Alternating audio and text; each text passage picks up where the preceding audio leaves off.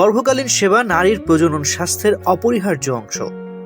গর্ভাবস্থায় নারীদের প্রায়ই হাড়, মাংসপেশি, অস্থিসন্ধি, স্নায়ু সংক্রান্ত নানা সমস্যা ও জটিলতা পরিলক্ষিত হয়। ফলে একজন মা শারীরিক ও মানসিকভাবে অনেকটাই ভোগেন। তাছাড়া গর্ভাবস্থায় ওষুধের ব্যবহারের সুযোগ সীমিত, তাই ব্যথা বেদনা কমাতে এই অবস্থায় রিহ্যাবিলিটেশন মেডিসিন একটি কার্যকর চিকিৎসা পদ্ধতি। প্রথম 3 মাস পিঠ, কোমর বা পায়ে ব্যথা হতে পারে, ক্লান্তি বোধ হয়। দ্বিতীয় 3 মাসে হাত ও আঙুলে ঝিঝি ধরা, অবশ হয়ে যাওয়া, অস্থিসন্ধিতে ব্যথা অনুভব বেশি দেখা দেয়। বেশিরভাগ ক্ষেত্রে প্রথম 3 মাসের সমস্যা দ্বিতীয় থেকে তৃতীয় 3 মাসেও অব্যাহত থাকতে পারে। এর কারণ কি? হরমোনের কারণে সন্ধিগুলো শিথিল হয়ে আসা, জরায়ু বৃদ্ধির জন্য মেরুদণ্ডের বক্রতার পরিবর্তন হওয়া, ওজন বেড়ে যাওয়া, নার্ভের উপর অতিরিক্ত চাপ, ক্যালসিয়াম ও ভিটামিন ডি এর প্রভাব।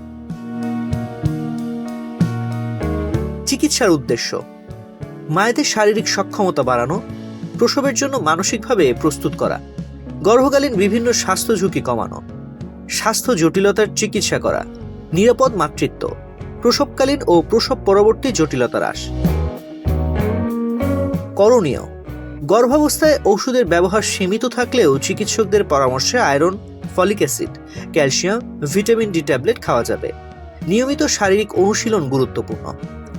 স্বাভাবিক কাজকর্মের পাশাপাশি দৈনিক 20 থেকে 30 মিনিট করে সপ্তাহে 5 দিন হাঁটার চেষ্টা করুন। প্রতিবেলায় গর্ভ পূর্ববর্তী খাবারের চেয়ে একটু বেশি ক্যালোরি গ্রহণ করতে হবে। ভিটামিন সি যুক্ত খাবার ও আয়োডিন যুক্ত লবণ খেতে হবে। পর্যাপ্ত বিশ্রাম নিতে হবে। শারীরিক ও মানসিক চাপ কমাতে হবে। ভারী কাজ করা নিষেধ, তবে দৈনন্দিন কাজকর্মে বাধা নেই। পরিষ্কার পরিচ্ছন্ন থাকতে হবে। সঠিক দেহভঙ্গি মেনে চলতে হবে। একপাশে ঘিরে ঘুমানোর অভ্যাস করুন। সতর্কতা: চলাফেরায় তাড়াহুড়া করবেন না। তীব্র মাত্রার কোনো শারীরিক অনুশীলন করবেন না। কোনো ক্রমেই পেটে ঠান্ডা বা গরম শেক অথবা কোনো ম্যাসেজ করবেন না। হাই হিল জুতা পরবেন না। তো আজ এ পর্যন্তই। স্বাস্থ্য বিষয়ক এমন নানা তথ্য জানতে ডেইলি হেলথের সঙ্গেই থাকুন। এছাড়াও স্বাস্থ্য বিষয়ক সংবাদ জানতে ভিজিট করুন www.dailyhealth.com.bd এবং ডেইলি হেলথের ফেসবুক, ইউটিউব, লিঙ্কডইন, টুইটার ও ইনস্টাগ্রাম পেজ ফলো করুন।